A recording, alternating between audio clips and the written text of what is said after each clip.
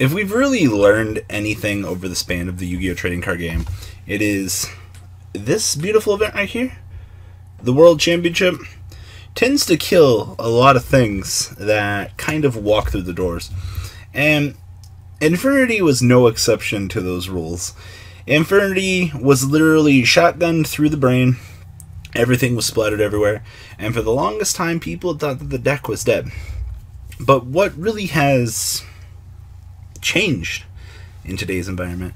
Well, it is time to discuss Infernity, because much like you and I and everyone else that watches my videos, you were probably slightly shocked to see them return. So buckle up, it's time to do an Infernity discussion. I guarantee you at least 3 times in this video I'm going to refer to them as Infernoids.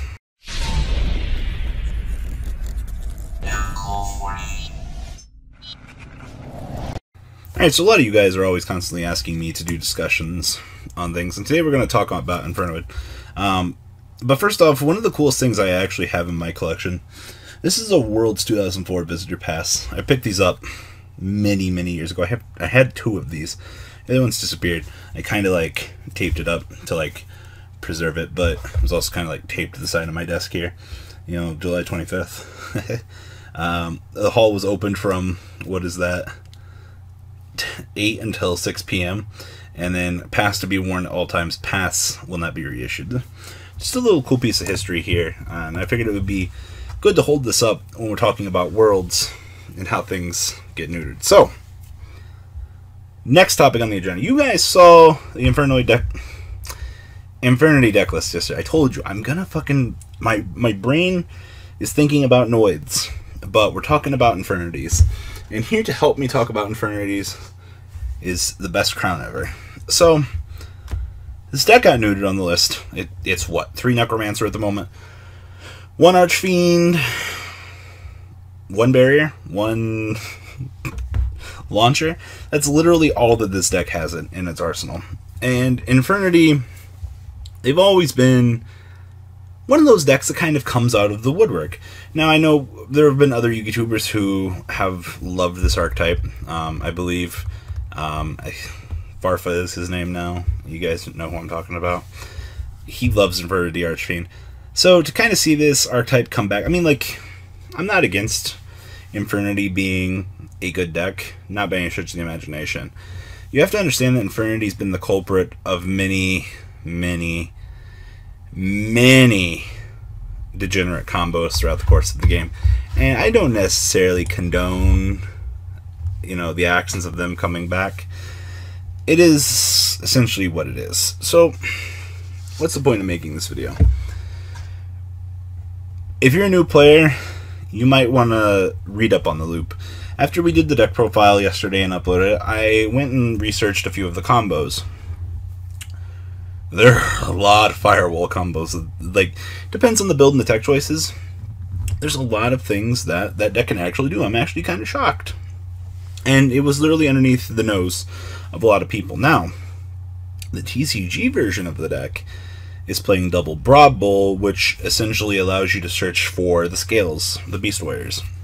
Now, a few people have been like, but Robbie, I have some really bad news for you. That Infernity deck you posted, it's not going to see much play anymore because it's going to die on the next list when Zoo gets hit. Anime push-up. You right. That's fine. Our good friends over in the OCG, though, fucking Japan. I love the OCG so much, but they've already been doing some Infernity shit for a little while, and Ready for Duel posted a few of the decks. I'll have them somewhere up around in here, so you guys can take a look at them. We'll probably talk about them on OCG Thursday, but you know what replaces those scales? Magicians. If we've learned anything, Duelist Alliance is a card. You know, we can still do the sick, nasty combos. And you know what? They're a set ahead of us. So, if they're already dicking around with Infernity plays over in the OCG, where are we going wrong? Why are we not doing things like this? This is the question we should be asking here. Is if they're doing it and we're doing it, we get a little bit more consistent of a version at the moment. The TCG is actually a bit more spoiled in terms of things, because if we've learned anything in the TCG is going to do it much differently than the OCG. And we're doing it with Zoo because for some reason Zoo still exists here. So the point I need to make to the new players, I think I started to make this point. If you're a new player and you're getting into the game, you need to read up on Infernity, know what the deck can do. And to the one guy that's always commenting in my videos going, oh man, he's talking for 10 minutes and not making points. Here's a little bit of a breakdown so I can bring this up. Point 1 in this video. Infernity has been an unexpected deck choice in today's metagame, coming out of nowhere, and you need to know how to beat it and how to interact with it. Which is probably a given, but you know what, some people don't understand that. The deck has massive OTK potential and will fuck you up. Number 3, the OCG is doing it, we're going to adapt. Number 3, hand traps probably beat it. I'm pretty sure that if you resolve an Ash Blossom at somewhere along the line, you're going to be good. But the issue is you have to draw that. I think that's the same reason why 60-card decks in general right now are doing so well. Because you have to draw the Ash Blossom. And if you don't draw the Ash Blossom and I have the left arm or essentially any other combo piece, you know, like, I'm going to try to hold that off until like my last play. I think it's a lot of the problems that I think players have in today's metagame is they want to shotgun their power cards.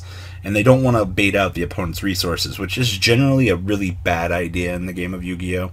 You want to try to go through as much as you can. Now, if you're milling 2 cards, or like doing an interaction to try to make your opponent stop your essential power play, that's fine because you're doing what you're supposed to do. If your mentality is going straight into the game, going, you know, like, I need to fucking resolve grass, I need to mill maximum, you can afford a card or so along the way of your combo. I don't know why people tend to not think appropriately when they're playing the game, and they just automatically shotgun for what they're supposed to do. And I think that mentality holds true. You know, if you're playing in Infernity here and you're going through your essential combos, your opponent needs to understand that, you know, you need to hold for the appropriate window. I don't know when the appropriate window is. It's probably on the Archfiend search, more than likely, but I mean, it's not like the deck can't tutor out and then essentially do its loop. So, moral of the story, hand traps are your best friend. I guess you can play Hanawada, I guess, in some weird world, but that's something that you yourself need to figure out how you're going to fit that into your deck. That's all I can really say about that. So, I don't know, it's really impressive to see this old dead-ass engine come back out of nowhere. And it only took Link format to really just make it better than it already was. It's so cool to see the old-ass OTK potential come back. So, but here's my thing, though. How realistic is this going to be? I think that this is one of those Dark Horse decks that we've seen.